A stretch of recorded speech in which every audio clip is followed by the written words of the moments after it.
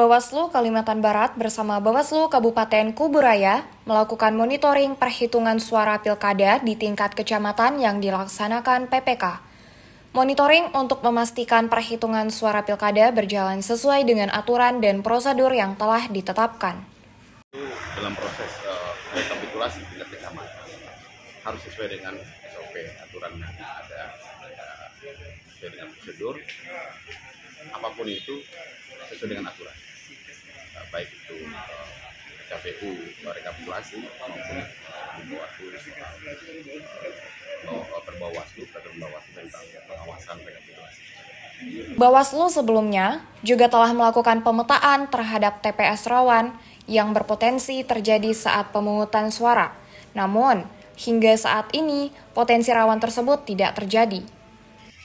Pemetaan kami potensi rawannya ada 200 TPS, akan tetapi dari hasil pantauan kami, dari hasil pengawasan kami juga di jajaran, baik oleh Panwascam maupun juga PKD maupun juga pengawas TPS, itu melaporkan kejadian-kejadian yang tertentu yang sehingga bisa menghambat tidak terlaksananya atau sehingga tidak terlaksananya pemungutan dan penghitungan suara di TPS ternyata tidak terjadi. Dan potensi itu tentu itu bagian dari atensi kami ya untuk bagaimana mengantisipasi berbagai hal-hal yang sifatnya bisa menghambat proses pemungutan dan penghitungan suara.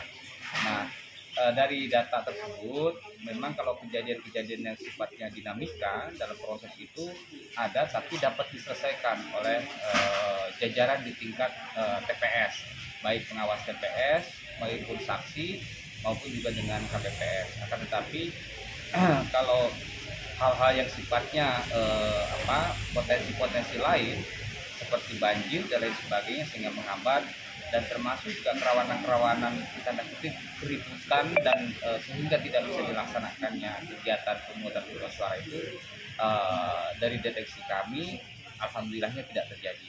Bawaslu juga akan melakukan supervisi terhadap dinamika yang terjadi pada saat pemungutan suara di TPS, sehingga dapat dilakukan mitigasi. Supervisinya berdasarkan dinamika yang didapat di Form A laporan hasil pengawasan oleh PTPS, setidaknya apa yang terjadi ketika pemungutan suara di TPS bisa juga kita ketahui.